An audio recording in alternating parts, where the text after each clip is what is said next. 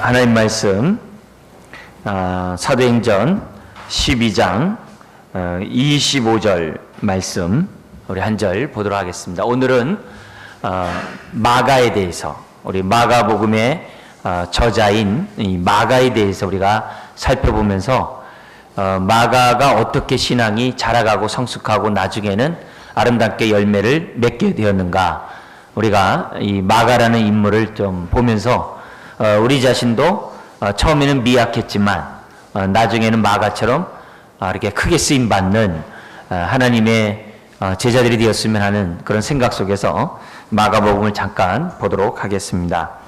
사도행전 12장 25절 말씀 같이 읽겠습니다. 바나바와 사울이 부조하는 일을 마치고 마가라 하는 요한을 데리고 예루살렘에서 돌아오니라. 아멘. 이제 어디로 돌아왔냐면은 안디옥. 지금 이스라엘의 이제 북쪽에 이제 수리아를 지나서 이제 안디옥이 있었고요.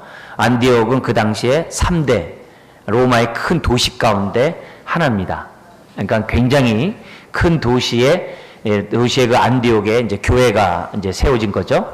그리고 이제 안디옥에서 여러분이 잘 알다시피 그리스도인이라는 그런 명칭이 처음 불려졌던 장소가 안디옥이고, 유대인에게만 복음이 전파됐던 것을 본격적으로 이방인에게 전도했던, 그리고 세워졌던 교회가 안디옥 교회죠. 그래서 여기에는 유대인만 교회 리더가 아니라 이방인들도 교회의 리더가 돼가지고 이 안디옥 교회를 세웠고요. 이 안디옥 교회가 처음으로 선교사를, 사도 바울을 파송한 교회가 안디옥 교회죠. 이런 의미에서 오늘 우리 이제 저와 여러분들은 예루살렘 그런 교회뿐만이 아니라 안디옥 교회에 대해 관심을 가져야 돼요. 왜냐하면 하나님이 원하시는 그러한 이상적인 그 교회가 예루살렘과 안디옥 교회를 통해서 나타나거든요. 그래서 우리가 이런 안디옥과 예루살렘 이런 데 우리가 관심을 갖고 거기에 비추어서 우리 교회가 지금 잘 가고 있는지 못 가고 있는지, 어디가 부족한지, 어디를 보완해야 되는지, 또 어떤 부분에서 우리가 감사하고 정말 만족하고 하나님께 영광 돌리면서 지속적으로 해야 되는지, 우리가 이런 안디옥 교회를 통해서 많은 이제 저와 여러분들이 이제 은혜를 받아야죠. 이제 그런 가운데 지금 이 25절 읽었던 그 부분에 마가라는 요한이라는 인물이 등장합니다. 근데 그 안디옥에서 예루살렘 교회, 그 예루살렘 지역이 기근이 굉장히 오래됐던 것 같아요. 바울이 선교 여행을 떠나가지고서 그 구제비를 모아가지고 예루살렘에 간 사건도 있었지만 그 전에 오늘 본문에 보면 안디옥 교회에서 목회를 할 때 예루살렘 그 성도들이 기근에 시달린다는 얘기를 듣고 바울과 바나바가 이제 구제비를 가지고 직접 예루살렘에 가는 일이 있었습니다. 근데 그때 누구를 대동했냐면 마가라는 청년을 갖다가 이제 대동하고 이 안디옥 교회에서 출발해서 예루살렘에 도착했고, 또 예루살렘에서 잘 전달하고 믿음의 동역자들과 교제한 다음에 다시 안디옥으로 돌아가게 됩니다. 그리고 안디옥에 돌아가서 뭐 했느냐? 돌아가자마자 13장, 우리가 12장 25절 읽었잖아요. 13장에 들어오면서 안디옥 교회에 성령님이 명령을 해요. 그러면서 바울과 바나바를 따로 세우라 한 다음에 그들을 파송합니다. 교회에 바울과 바나바가 그 누구보다도 필요한 시점이죠. 왜요?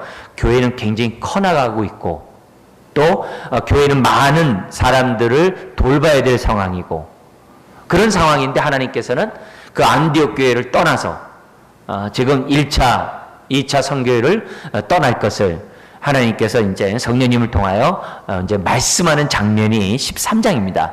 이제 그때 선교의 부름을 받고 바울과 바나바가 이제 선교 여행을 떠나는데, 그때 데리고 왔던 사람이 누구냐면 마가라는 사람입니다. 그래서 마가라는 사람을 이제 데리고 이제 그 바나바의 그 고향인 구브로 섬이 있었어요. 이 터키 바로 밑에 있는 그 섬인데, 자기가 태어난 그 고향에 먼저 선교를 이 1차 선교 여행 때 첫 선교지로 작정하고 구브로 지역에 가서 복음 선교를 합니다. 이제 선교를 하는데 이제 많은 구원의 역사도 있지만 쉽지 않죠. 그래가지고 다시 이제 육지, 그 바로 그 북쪽에 있는 이제 밤빌리아 그쪽 지역에 이 뭐냐면은 이제 육지로 가게 됩니다. 이제 거기서 다시 그냥 안디옥으로 돌아갈 줄 알았나 봐요. 이 마가는 이렇게 서쪽으로 갔다가 섬으로 갔다가 위로 올라가서 다시 동쪽으로 가면은 안디옥이거든요. 그래서 아마 이 마가는 이제 글로 갈 줄 알았는데 성령님이 마가가 원하는 정반대쪽으로 동쪽으로 가는 게 아니라 서쪽으로 가가지고서 1차 선교 여행이 그 터키 지역에서 뭐냐면은 이제 이루어지게 됩니다. 근데 그때 이제 마가가 못 가겠다는 거예요. 힘들다는 거예요. 어렵다는 거죠. 왜냐면 그 선교 가서 한다는 것이 모든 게 어렵잖아요. 어떤 준비가 되어 있는 그 당시 상황이 아니니까 마가가 자기의 감당하기는 굉장히 힘들었던 것 같아요. 그래서 그 밤빌라 그 지역에서 마가는 안디옥으로 돌아가고 바울과 바나바가 이제 선교를 이제 떠나게 됩니다. 그래서 이제 선교 여행을 이제 갔다 이제 오게 되는데요. 그러니까 마가라는 입장에서 보면 어떻게 해야 돼요? 그가 안디옥에서 바울과 바나바를 도와서 교회를 섬겼을 뿐만 아니라 때가 되면 선교적 그런 사명감을 가지고 함께 동참했던 청년이 바로 마가였다는 거죠. 그렇지만 이제 젊은 그런 모습이기 때문에 감당할 수 없었기 때문에 이제 다시 이제 돌아가게 됩니다. 근데 바울이 1차 선교여행을 갔다 와서 이제 다시 2차 선교여행을 안디옥에서 다시 출발하게 됩니다. 근데 2차 선교를 출발할 때 지금 뭐냐면은 이 마가가 또 동행하겠다는 거예요. 옛날에 미안합니다. 죄송합니다. 제가 다시 이제 선교 지역에 자기가 이제 완주하겠다라고 나서는 거죠. 물론 바나바가 또 원했던 거고, 왜냐면 하나님의 일꾼을 키우려면은 많은 시행착오를 겪으면서 또 시간이 지나야 사람이 다 열매 맺는 거 아니겠습니까? 이런 상황 속에서 바나바는 마가를 데려가겠다는 거예요. 근데 이 바나바와 이 마가의 관계는 조카 관계예요. 조카 삼촌이거든요. 생질이라고 그랬어요. 조카라고, 이제 바나바의 조카가 마가입니다.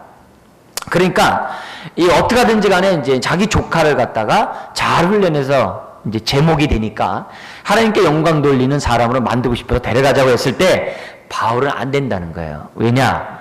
지금 1차 선교 여행이 쉽지 않았거든요. 근데 다시 2차 선교 여행은 또 하나님이 어떻게 인도할지 모르거든요.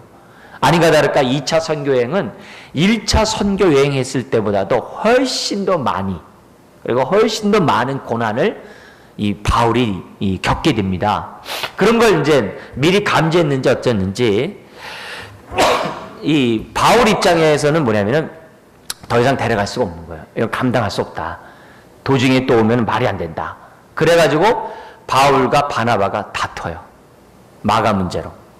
그래가지고 이 바울과 이 바나바가 헤어지고 바나바는 마가를 데리고 다시 구브로 지역으로 선교지를 떠났고, 그리고 이 바울은 1차 선교 여행 후에 이방인들에게 복음을 자기가 전했는데 구원을 받았단 말이에요. 근데 어떤 문제가 있었냐면은 이방인들을 유대인화하는, 유대교화하는 아주 그릇된 분위기가 그 당시 있었어요.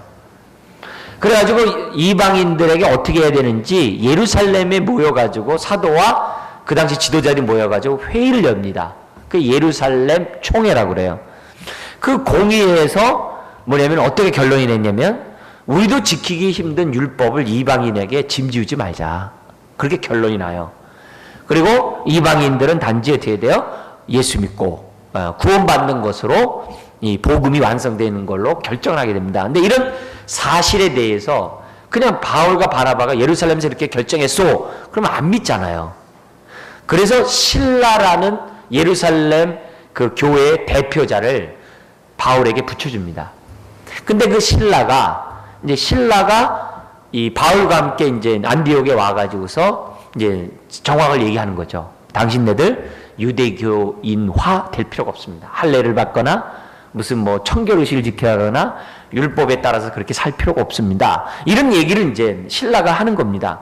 이제 그런 가운데 그 왔던 그 신라에게 바울이 이제 요청하는 거죠. 나랑 같이 선교 여행 갑시다. 단기 선교 갑시다가 아니라 이제 그 장기 선교겠죠. 선교 갑시다. 그랬을 때 신라가 바울의 말에 승낙을 하게 됩니다. 그래서 이 바울과 실라가 나중에는 어디까지 갑니까? 빌립보, 유럽까지, 마게도니아의 빌립보까지 가가지고 복음 전도하다가 감옥에 갇혀서 두들겨 맞죠. 그때 바울과 실라가 그 감옥 중에서도 하나님의 찬송과 기도를 올림으로 옥문이 열렸다는 사건 아시지 않습니까? 그때 그 실라라고요. 자, 이런 과정이에요. 그래서 2차 선교여행 때 바울과 바나바가 다투어 싸우게 했던 장본인이 이 마가예요. 마가. 그러니까 마가가 하나님 앞에 헌신하고 하나님을 사랑하고 복음을 위해 충성하고 제자 삼으려고 많이 애를 썼지만 이 모양 저 모양으로 많은 시행착오를 겪었던 사람이 마가였다는 거죠. 좀 더 우리 원천적으로 들어가면은 이 사도행전 12장 12절을 한번 보겠습니다. 사도행전 12장 12절을 보면 이런 말씀이 있습니다. 같이 한번 읽겠습니다. 깨닫고 마가라 하는 요한의 어머니 마리아의 집에 가니 여러 사람이 거기에 모여 기도하고 있더라. 마가의 이름이 두 개예요. 바울의 이름이 바울과 사울이라는 이름이 있듯이 마가의 이름도 뭐냐면 이제 두 가지 이름을 이제 사용하게 됩니다. 헬라식 이름은 마가고 유대식 이름은 요한입니다. 근데 여기 누가 나오면 마가라 하는 요한의 어머니 마리아가 나와요. 근데 이 마리아가 나오는데 이 마리아는 예수님의 육신의 어머니 마리아가 아니라 이 마가의 엄마입니다. 근데 이 마리아가 나오는데 이 마리아의 집이 어떤 집이냐? 기도하는 집이었다는 거예요. 그러면 뭐에 대한 기도하는 집이었느냐? 베드로가 감옥에 갇혀서 내일 처형돼요. 그때 성도들이 베드로의 안위를 놓고 밤새 기도를 합니다. 기도를 하면서 하나님의 돌보심을 간구했는데 그 간구했던 장소가 바로 이 마가의 집이에요. 마가의 엄마의 집이지만 뭐 마가의 집이겠죠. 이제 그 집에서 그 당시 예루살렘 교회에 성도들이 모여서 기도했다는 거예요. 그 당시에는 교회가 이렇게 있는 것이 아니라 가정집이 교회였거든요. 그래서 교회가 많았어요. 그래서 3,000명, 5,000명의 교인들이 있었을 때 한 곳에 모일 수 있는 인원이 아닙니다. 작게 모였죠. 만약에 예루살렘에 오늘 우리 교회의 수가 있다면 우리 교회는 큰 교회입니다. 굉장히 예루살렘 교회로 볼 때 큰 교회인데 우리가 추측할 수 있는 것은 뭐냐면 그때 천사의 돌봄으로 베드로가 어떻게 돼요? 감옥에서 나오잖아요. 그죠? 감옥에 나왔는데 나와서 어디로 갔느냐? 예배처소로 간 거예요. 그 예배처소가 마리아의 집이에요. 마가의 그 집이었다는 거죠. 그 집에서 이제 베드로가 문을 두드리니까 기도하다가 문소리가 나니까 그 여종이 가서 보니까 베드로예요. 근데 문을 열어줘야 되는데 그 문이 눈만 이렇게 쪽 열려 닫는 문이 아닙니까? 그런 문이었던 것 같아요. 그러니까 이제 문을 열어주지 않고 그 창문을 이 문에 있는 문을 조그만 문을 쪽문을 닫은 다음에 가가지고 베드로라는 거예요. 그러니까 사람들이 뭐냐면 네가 미쳤다는 거지. 그리고 진짜 베드로라니까 너 베드로의 천사를 봤나 보다. 그렇게 하고 무시한 거야. 근데 바깥에서 자꾸 소리가 들리는 거야. 문 두드리는 소리. 보니까 베드로예요. 그래서 베드로가 자초지종을 얘기하고 베드로 이제 다른 곳으로 이동하게 됩니다. 왜냐면 요주 인물이 됐으니까. 그러면 다른 많은 예배 처소가 있는데 왜 하필은 마리아의 집에 갔느냐? 이제 학자들의 얘기가 뭐냐면은 마리아가 속했던 공동체가 이 모임 장소가 베드로가 속했던 모임의 그 교회 장소가 이 마가의 집이었다는 거. 그렇게 이제 학자들이 얘기하고 있고 이쪽 집에서 이제 최후의 만찬 마가의 다락방, 최후의 만찬을 했다고 또 이렇게 얘기도 하고, 심지어는 이 마가의 어떤 그 행적을 볼 때 그의 집안은 굉장히 주님께 헌신된 집이었고, 어려서부터 그런 집안에서 이 아이가 자라났다는 것을 우리는 이제 성경을 통해서 우리가 이제 보여지게 됩니다. 그러니까 그렇지만은 이 마가는 아직 배워야 될 게 많았고, 잘해야 될 게 많았고 이 모양 저 모양으로 여러모로 부족한 그런 가운데 있었던 사람이 뭐냐면 이 마가였다는 거예요. 그런데 예루살렘 교회가 어렵다는 그런 얘기도 있지만은 이 바나바와 이 바울은 이 예루살렘을 몇 번 방문하게 됩니다. 그러면 바나바 바울이 몇 번 방문하게 될 때, 그 당시 여관이 없잖아요. 여관이 또 그렇게 여유 있는 곳도 아닌 시절 아닙니까? 그럼 어디서 잤겠냐, 이게. 다분히, 주님의 체험 만찬했던 마가 다락방이나, 또 더구나 보내면은 서로 친척 관계니까, 바나바가 당연히 마리아의 집에 묵었을 것이라는 거죠. 그러면 묵었을 때 마가는 틀림없이 바나바를 만났을 것이고 바울을 만났을 거예요. 근데 성경은 없습니다. 왜냐면은 이렇게 추측하는 이유가 뭐냐면은 그러니까 바울과 바나바가 있는 그 안디옥에 마가가 함께 있었다는 것이 바로 그렇게 유추하는 증거입니다. 그러니까 예루살렘에 와가지고 바나바와 바울을 만난 마가가 도전을 받았던 것 같아요. 그래서 삼촌을 따라가지고 안디옥까지 갔고, 안디옥에서 사역을 하다가 예루살렘에 구제비를 전달할 때 다시 데려왔고, 그리고 다시 안디옥에 갔다가 선교회에 갈 때 이 마가를 갖다가 이 바나바의 추천 속에서 데려갔던 것이라고 우리는 뭐냐면 추측할 수 있는 겁니다. 그러니까 이 마가는 어려서부터 굉장히 신앙의 분위기 속에서, 좋은 종교적인 어떤 그런 분위기 속에서 또 좋은 지도자들을 만나는 가운데 어린 시절을 지냈다라고 볼 수 있는 거죠. 그러나 이 1차 선교에서 보여줬듯이 유약하고 이 모양 저명으로 아직 헌신하는 데서는 그 열정과 어떤 그런 모습들이 이 모양 저명으로 부족했던 것을 성경을 통해서 이제 보게 됩니다. 자, 이런 가운데 우리는 성경에서 마가를 이제 추적하지 않을 수가 없습니다. 이제 그런 가운데 골로새서 4장을 한번 보겠습니다. 골로새서 4장을 보면 골로새서를 우리는 무슨 서신이라고 그러죠? 옥중서신이라고 그러죠. 그러면 감옥에서 썼다는 얘기죠. 그럼 어디 감옥이냐라고 했을 때 이제 통념적으로 아는 게 로마 감옥이라고 그래요. 바울이 가이사 황제 앞에서 재판을 받기 전까지 2년 동안 재판을 기다려야 했답니다. 그때 가택연금을 당하고 구류 가운데 그러나 자유로웠다고 그래요. 이 바울 같은 경우에. 그러나 바깥에 못 나가겠죠. 이제 그런 가운데 이제 로마 감옥에서 재판을 기다리고 있는 그런 중에 바울이 그 감옥 중에서도 가만히 있지 아니하고 많은 사역을 합니다. 근데 그런 가운데 하나가 편지를 쓰는데 그게 옥중서신이죠. 그 가운데 하나가 골로새서예요. 거기 골로새서 4장 10절에 보면 이런 말씀이 있습니다. 같이 한번 읽어볼까요?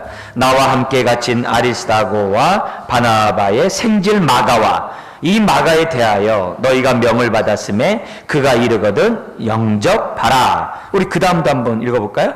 유스도라 하는 예수도 너희에게 문안하느니라. 그들은 할레파이나 이들만은 하나님의 나라를 위하여 함께 역사하는 자들이니 이런 사람들이 나의 위로가 되었느니라. 지금 재밌는 거는 뭐냐면 로마에 바울이 자기와 함께 갇힌 자 유대인 3명, 유대 그리스도인 3명을 얘기하는데 그게 아리스다고와 마가와 유스도라는 예수라 했다는 거예요.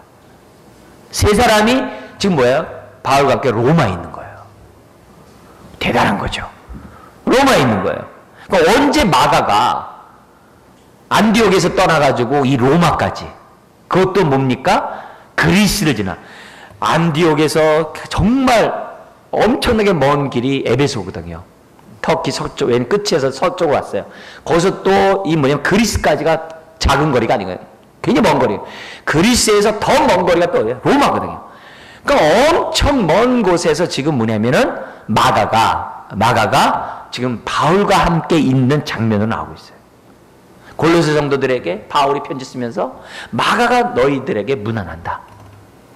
이건요, 이 모양 정말 우리들에게 많은 것을 생각하게 되고, 더구나 바울이 마가를 비롯한 그 2명의 유대인과 함께 3명에게 뭐라고 평했냐? 이들만은 하나님 나라를 위하여 함께 역사하는 자들이라. 자기와 함께 역사하는 동역자로 평했다는 거예요. 그리고 이런 사람들의 행동이 바울 자신에게 어떻게 했다는 거예요? 큰 위로를 줬다는 거죠. 그러면 바울이 로마에 있었을 때의 상황은 어떻습니까? 바울이 1차 선교여행, 2차 선교여행, 3차 선교여행이 끝나고 어떻게 돼요? 예루살렘에 구제비를 주러 갔다가 유대인들의 고소에 의해서 재판을 받는데 거기서 어떻게 돼요? 가이사야에서 2년까지 구금 당하고 그리고 나서 로마에 와가지고 로마에서도 지금 2년간은 기다렸거든요. 그러니까 세월이 많이 지난 상황이죠. 굉장히 많이 지난 상황인데 바울이 로마에 딱 가니까 마가가 거기 있는 거예요. 마가가 거기 있다는 얘기는 우리에게 뭐예요? 또 많은 것을 시사를 해요.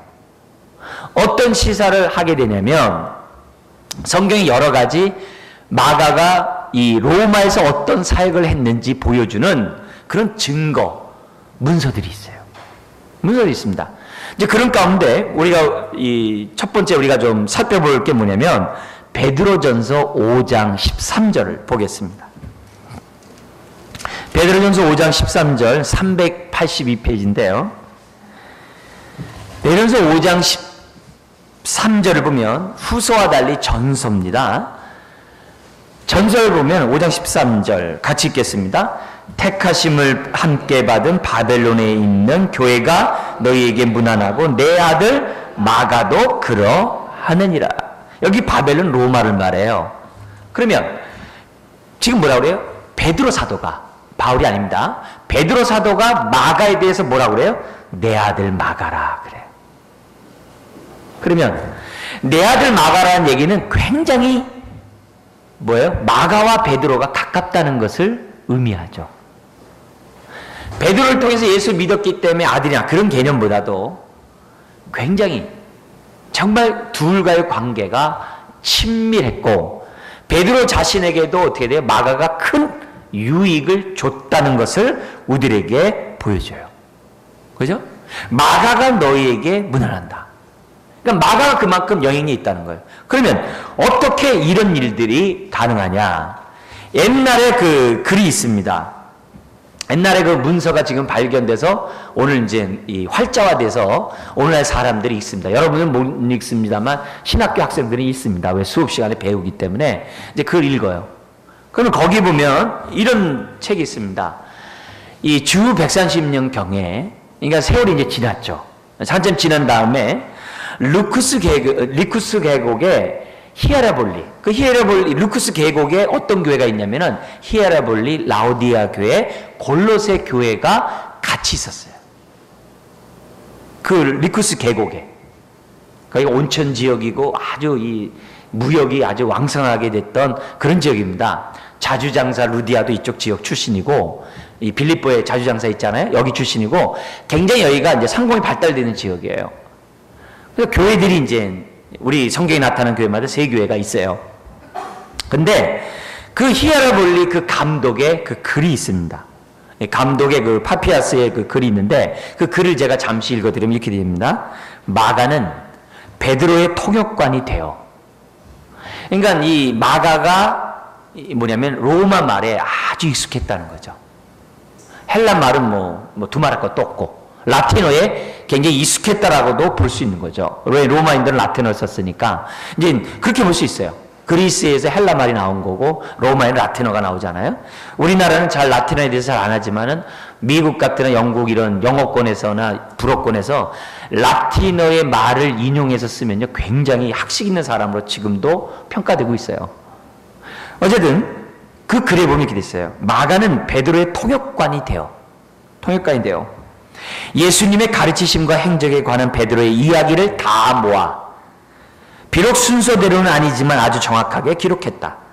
마가는 주님의 말씀을 직접 들어본 적이 없지만 베드로와 함께 다니면서 각 상황에 따라 예수님의 가르침을 재현하곤 했던 베드로를 보면서 자기도 모르게 주의 말씀들을 체계적으로 잘 정리하기에 이르렀다. 그리하여 마가는 베드로가 들려주는 이야기를 따라 하나하나 오리 없이 요점들을 잘 기록해 나갈 수 있었고 마가는 들은 이야기는 하나도 빼놓지 않는 원칙을 주의 깊게 고수했다 하면서 감독의 그 글이 오늘날까지 이어져 내리고 있어요.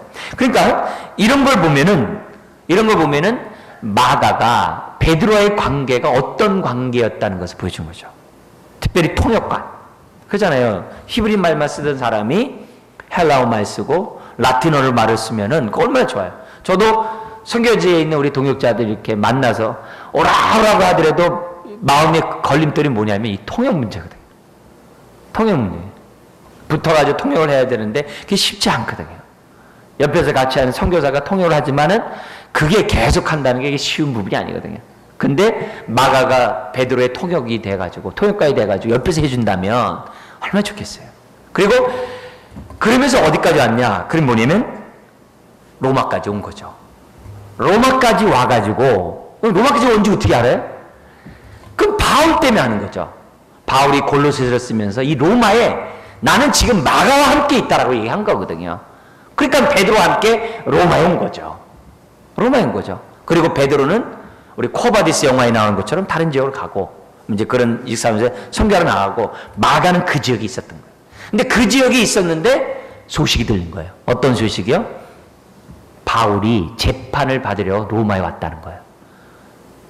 근데 사실 마가와 바울은 관계가 껄끄럽죠. 왜요? 2차 선교여행 때 바울은 마가 싫다고 했거든요. 싫다고 했거든요. 그러니까 마가와 바울은 만나기가 보통 이게 좋은 관계가 아닙니다. 그런데 이미 마가는 성숙했고 바울도 성숙했어요. 그리고 재판을 받으러 온 이 로마에 온 바울을 마가가 마다할 이유가 없죠. 그래서 마가는 로마 교인들과 함께 바울을 영접하고 2년간 바울을 아주 지극정성으로 돌보는데 힘썼던 사람이 바로 마가라는 거예요. 그래서 골로새서 아까 얘기를 쓰면서 이 마가는 하나님 나라를 위하여 나와 함께 사역을 할 뿐만 아니라 이 마가의 사역을 통해 내가 큰 위로를 받았다는 거예요. 근데 여러분 위로하면 어떤 단어가 생각나요? 위로자인 바나바가 생각나잖아요. 그러면 우리가 이런 단어에서 바나바가 그럼 어떤 일을 한 거예요? 2차 선교여행 때 바울이 버린 그 마가를 데리다가 바나바가 함께 선교여행을 다니면서 마가를 훈련시킨 거죠. 그리고 어느 한 시점에서 베드로를 만난 거예요. 왜? 바울과 베드로 바나바와 베드로는 굉장히 가까웠거든요. 굉장히 가까웠거든요. 또 마가하고 베드로하고도 굉장히 가까웠거든요. 왜? 자기네 집에서 베드로가 목회를 했는데 얼마나 가깝겠어요. 그래서 이 모양 저 모양으로 마가는 지금 베드로와 이 바나바를 통해서 특별히 바나바를 통해서 잘 훈련받았고 그래서 급기야는 다른 사람에게 이제는 불편을 주는 게 아니라 위로를 주는 바나바와 같이 신앙이 성숙된 자로 이렇게 컸다는 것을 바울의 말, 다른 사람도 아니라 바울의 말을 통해서 우리는 확인할 수가 있다는 겁니다. 이거는 굉장히 중요한, 아주 굉장히 중요한 그런 성경적인 이제 증거입니다. 뿐만 아니라 여기 보면은 디모데후서 바울의 다시 베드로가 아니라 바울입니다. 디모데후서 4장 11절로 넘어가 보세요.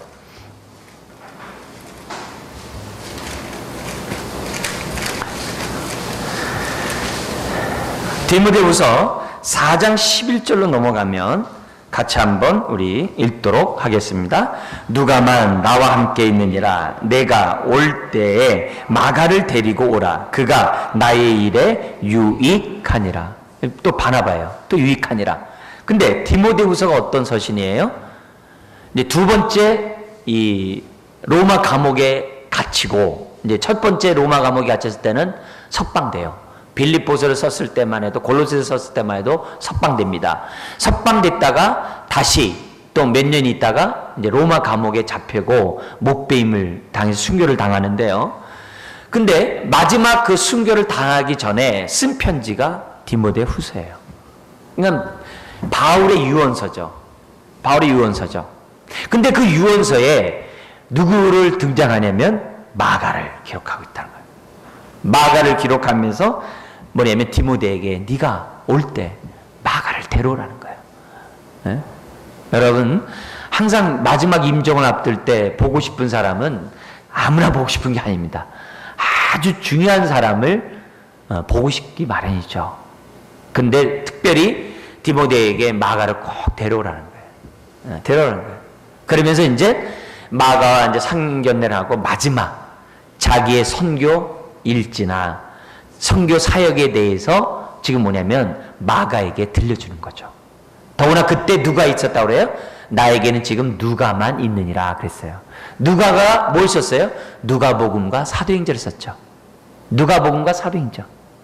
근데 그 누가만 있는 게 아니라 누구까지 부른 거예요? 지금 마가까지 부른 거예요. 근데 마가가 뭘 써요? 마가복음을 쓰죠. 그래서 마가복음에는 특별히 베드로의 행적이 아주 강조되어 있어요. 베드로의. 그러니까 베드로 따라다니면서 많은 것을 마가가 배운 거죠. 근데 마가가 왜 쓰여졌느냐? 네로 황제에 의해서 이제 로마 시내가 불타잖아요. 그래서 모든 그 원인을 그리스도인에게 집어넣잖아요. 그래가지고 그리스도인이 그것 때문에 많이 순교를 당하죠. 근데 네로의 순교는 시작에 불과해요. 그 이후에 황제들에 의해서 엄청난 박해가 이루어집니다. 근데 그런 박해를 당하고 있는 상황 속에서, 그리고 베드로도 순교하고 뭐 바울도 죽는 이런 끔찍한 상황이 벌어진 상황 속에서 교회가 흔들리고 요동하게 되죠. 고난 앞에 사람들이 두려워하게 되고 주춤하게 되죠. 움츠리게 되죠. 이런 사람들에게 이 고난에 처한 하나님의 백성들이 고난 속에 인내하면서 고난 속에서도 제자의 삶을 살아야 된다라고 강조한 서신이 마가복음입니다. 그래서 이 마가복음은 다른 복음과 달리 고난을 많이 강조해요. 특별히 여러분도 들은 바 있는 주님의 잔, 나의 잔을 마실 수 있느냐, 너 나와 함께 너 세례를 받을 수 있느냐라고 하는 그 무서운 그 메시지가 기록된 데가 마가복음이에요. 그러면 잔을 마시고 세례를 받는다는 그 말이 뭐예요? 주님과 함께 순교한다는 거거든요. 그게 제자로서 가져야 될 태도인 것을 강조한 복음서가 마가복음이에요. 이제 마가복음은 그냥 복음서와 달라요. 순교 앞에, 정말 이 핍박 앞에, 환난 앞에 그리스도인들이 어떤 마음가짐을 가지고 제자도의 삶을 살아야 되느냐, 아주 그런 놀라운 그런 메시지가 바로 마가복음이에요. 근데 그런 복음을 쓴 사람이 누구예요? 이 바로 마가였다는 거예요. 대단한 거죠. 그러니까 마지막 임종을 앞두고 바울은 마가를 데려오고 누가도 모아가지고 성경을 지금 완성, 쓸 수 있도록 여러 가지 환경들을 주고, 그리고 여러 가지 정말 그런 이 쓴 글에 대해서 뭐냐면 점검하고 뭐 이런 일들을 해볼 수 있겠죠. 해볼 수 있겠죠. 그러면서 임종할 때 영적인 깊은 교류를 누가와 마가와 함께 바울이 나누다가 바울은 순교를 당하고, 그리고 자기가 받은 그 은혜를 누가와 마가와 같은 또 디모데와 같은 사람에게 전수해 줘가지고 교회를 이렇게 세워가고 하나님 나라 확장하도록 바울이 마무리 임종을 다 이렇게 준비했던 것을 이제 보게 됩니다. 그런 걸 이렇게 생각해 본다면 마가는 어떤 사람이에요? 그의 어머니가 신앙이 참 좋고, 왜? 그 집안이 그랬고, 그리고 그의 삼촌 바나바가 아주 좋은 성경 모범적인 정말 그런 사람이고, 그리고 또 뒤에 돼요. 제자들의 수제자라고 얘기할 수 있는 베드로의 통역관으로서 함께 사역을 했고, 그뿐만 아니라 나중에는 어떻게 돼요? 바울과 함께 정말 이 사역했던 사람이 바로 마가였다는 거예요. 그러니까 흔히 말하는 엘리트 코스는 다 밟은 거예요. 가장 그 당시에 탁월한 그런 종교 지도자들, 정말 그 하나님의 그 종들에 대해서는 다 정말 친밀하게 지나면서 이 사람이 훈련돼요. 결국은 마가복음이라는 놀라운 메시지를 기록하게 됐고, 나중에 이 마가복음 사본이 알렉산드리아에서 발견됩니다. 이제 역사적으로 발견되게 되는데 굉장히 초기 문서예요. 초대교회 문서인데, 그러면 어떻게 알렉산드리아에 이 마가복음이 쓴 것이 뭐냐면 복사본이 거기에 있는가? 그래서 사람들마다 많이 말들이 많습니다. 알렉산드리아에 교회를 처음 세운 게 마가가 아니야 이렇게 얘기하는데, 시기적으로 볼 때 그건 좀 맞지 않아요. 왜냐하면 아볼로와 같은 그리스도인이 있었거든요. 그렇지만은 마가가 쓴 그 마가복음이 알렉산드리아 교회를 세우는 데 있어서, 그 당시 로마, 알렉산드리아, 안디옥 교회가 3대 큰 도시의 교회였거든요. 근데 마가가 쓴 그 복음서가 알렉산드리아 교회에 큰 영향력을 끼친 것으로 이 교회사적으로 우리들에게 이제 그런 증거가 있거든요. 그런 걸 생각해 본다고 한다면 정말 시작은 미약했지만 하나님 앞에 귀하게 쓴 그 인물이 마가가 아니었는가. 우리는 이 마가복음을 보면서 우리들이 이제 깨닫게 됩니다. 그래서 순교 앞에서도 물러서지 않고 오히려 주님의 잔을 함께 마시겠다라고 성도들에게 도전을 줬던 사람이 바로 마가였다면, 오늘 우리가 주님을 닮아가기로 힘쓰는 저와 여러분, 제자가 되기를 원하는 저와 여러분들이 마가에 의해서 본받으려면 어떻게 해야 되는가, 많은 생각을 갖게 됩니다. 저는 첫 번째로 무엇보다도 이 우리들의 모습이 좀 부족한 게 있고 또 모자라는 게 있고 여러 가지로 준비, 함량 미대라고 생각되는 그런 내 자신이나 다른 사람, 어떤 지체를 볼 때마다 누구를 생각하냐면 마가를 좀 생각했으면 좋겠어요.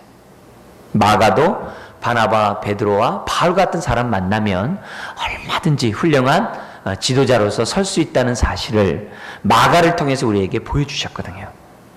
그래서 이 여러분들이 이제 이 지체를 바라볼 때마다 항상 그런 시각, 특별히 바나바 같은 시각, 그 연약하고 부족하고 문제를 일으키는 마가지만 바나바가 정말 끌어안고 그를 갖다가 훌륭한 지도자로 키우지 않았습니까? 그렇다면은 오늘 이제 저나 여러분들이 그런 정말 바나바의 사역을 보면서 이 마가처럼 사람이 바뀔 수 있다는 기대를 저버리지 않고 기대를 갖고 살았으면 좋겠어요. 또 목회를 이제 하는 저 자신도 어쨌든 지금 이제 나이가 이제 50대 중반 되다 보면은 목회를 어느 정도 준비를 이제 갖춰가고 있죠. 그렇지만은 지금까지 오기 전까지 어떻게 돼요? 많은 시행착오도 마가처럼 겪었고 어려운 일도 많이 있었겠죠. 무슨 말이냐면은 여러분들 이제 교회 부교육자들이 있어요. 뭐 부목사라든지 전도사라든지 많이 있어요. 근데 볼 때마다 여러분들이 보는 그 시각들이 바나바 같은 시각을 가지고 교육자들을 여러분들이 경대하고 또 교육자들을 갖다 섬기고 또 교육자들에 대해서 오래 기다리는 가운데 여러분들이 도와준다고 한다면 그런 교육자들이 나중에 이제 담임 교육자가 되고 또 때로는 또 되게 마가처럼 쓰임 받아서 하나님께 영광 돌릴 줄 누가 아시겠어요? 그죠? 교육자만이 아니라 우리 다 서로에 대해도 마찬가지입니다. 마가를 변화시킨 하나님은 오늘 우리들을 변화시킬 줄 믿습니다. 바나바 같은 시각을 가지고 계속 우리가 품고, 사랑의 원리가 뭐예요? 바라고 믿고 견디고 참아내는 거잖아요. 부모가 자식에게 바라고 믿고 견디고 참아내면서 모든 걸 투자했던 것처럼 우리가 서로에 대해서 바라고 믿고 견디고 참아내는 그런 마음을 갖는다면은 약함 속에 강함의 역사가 있는 거고 부족함 속에서도 능한 하나님의 역사가 이루어질 줄 믿습니다. 그런 기대를 가져야 돼요. 그래서 하나님, 내 자신도 내가 마가 같은 사람이지만 하나님이 나와 함께 하시면 나는 마가처럼 변할 줄 믿습니다. 이런 마음으로 오늘 우리가 마가의 말씀을 받았으면 좋겠습니다. 그러면서 동시에 아무리 유약한 마가라 할지라도 정말 주님과 함께 고난의 잔을 기꺼이 마시는 그런 모습을 보면서 뭘 또 우리가 배워야 되냐면 신앙생활하면서 주님을 믿고 따른다는 것이 잔을 마시는 거구나. 주님이 마신 잔을 마시는 것이 신앙이구나. 그래서 저나 여러분들이 잔을 마실 수 있는 신앙인으로 빨리 자랐으면 좋겠어요. 그래서 교회를 섬기고 또 하나님의 나라를 사는 데 있어서 마셔야 할 잔이 얼마나 많습니까? 잔을 안 마시고 어떻게 사겠어요? 손도 안 대고 코를 풀 수 없잖아요. 우리가 어떻게 돼요? 잔을 마셔야 나도 자라고 하나님 나라도 확장되고 복음의 역사가 나타나는 거 아니겠습니까? 바울은 갈라디아 교인들에게 편지하면서 뭐라고 했냐면은 내가 너희들에게 그렇게 복음을 전했는데 어떻게 그 모양 그 꼴이냐. 내가 다시 너희들이 자라감을 위해서 내가 해산의 수고를 내가 아끼지 않겠다. 이런 얘기를 해요. 오늘 우리들이 저나 여러분들이 항상 마음속에서 정말 해산의 수고를 다시금 해서 지금 이 마가와 같이 정말 그런 고난 앞에서도 기꺼이 즐거이 잔을 마시는 사람이 되겠노라고 우리들이 하나님 앞에서 다시 한번 도전을 받는다면 내 삶이 어떻게 돼요? 바울에게 유익된다는 말을 2번씩이나 썼잖아요. 그런 것처럼 우리가 내 주변 사람들에게 유익한 존재가 될 줄 믿습니다. 그래서 하나님, 나를 유익한 존재가 되게 해주십시오. 되게 해주십시오. 그래서 여러분 때문에 교회 지체들이 유익하고 정말 유익한 하나님, 우리들이 될 수 있도록 도와주세요. 그리고 우리 어린 신자만이 아니라 우리 주일학교 아이들, 하나님, 걔네들이 마가처럼 바뀔 줄 믿습니다. 그 아이를 암탉이 자기 새끼를 품듯이 하나님, 내가 품겠습니다. 주님의 은혜의 날개가 우리를 품듯이 내가 우리 아이들을 품고 그들을 내가 마가와 같이 내가 나올 수 있도록 하나님 하겠습니다. 하나님 도와주세요. 그래서 내 자신뿐만 아니라 우리 교회가 그렇게 한다고 한다면 우리는 마가 같은 우리 청년들이 교회를 통해서 이 땅에 나올 줄 믿습니다. 그래서 우리 마가의 이런 이 귀한 역사를 이룬 하나님께 영광 돌리면서 하나님께 기도하겠습니다. 제가 기도하겠습니다. 먼저 하나님 아버지, 정말 무익한 자였지만은 어떻게 보면은 연약한 자였고 하나님 나라의 일을 하는데 부족한 자였지만 바나바를 통해 또 베드로를 통해 미디안 자로 컸던 것을 봅니다.